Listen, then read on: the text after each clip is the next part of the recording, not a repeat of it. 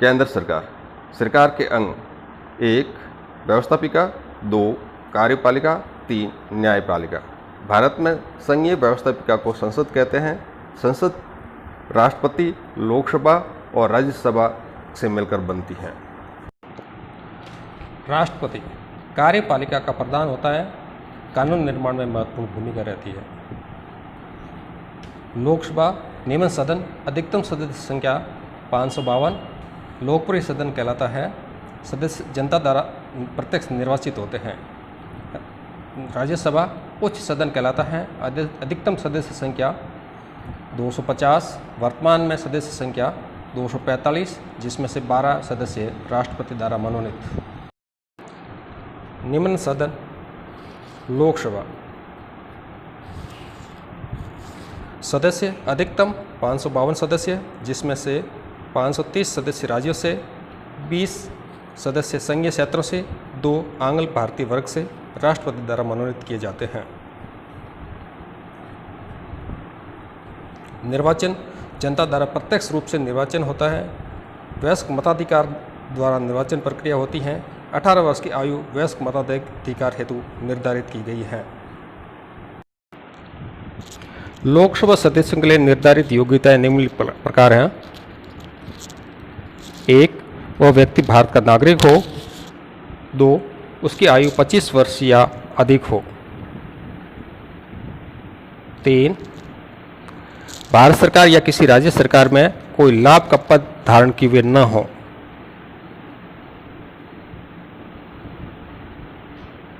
4 किसी न्यायालय द्वारा पागल या दिवालिया न ठहराया गया हो। लोकसभा का कार्यकाल 5 वर्ष का होता है। प्रधानमंत्री के परामर्श के आधार पर राष्ट्रपति समय से पूर्व भंग कर सकता है।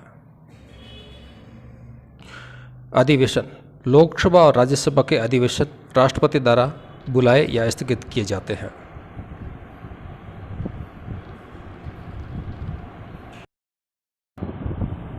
संविधान के अनुच्छेद 93 के अनुसार लोकसभा स्वयं ही अपने सदस्यों में से एक अध्यक्ष, एक उपाध्यक्ष का निर्वाचन करती है।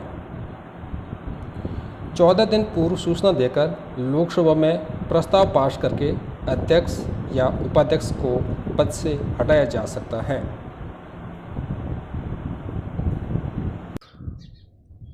उच्च सदन राज्यसभा, अधिकतम सदस्य संख्या 250 निर्धारित की गई है। वर्तमान में सदस्य संख्या 245 है, जिसमें से 233 विधानमंडल द्वारा आनुपातिक प्रतिनिधित्व की एकल संक्रमणीय पद्धति से निर्वाचित होते हैं तथा 12 सदस्य राष्ट्रपति द्वारा मनोनीत होते हैं, जो कि कला, साहित्य, विज्ञान, समाज सेवा, खेल क्षेत्र में विशेष अनुभव या विशेष ज्ञान रखते हैं।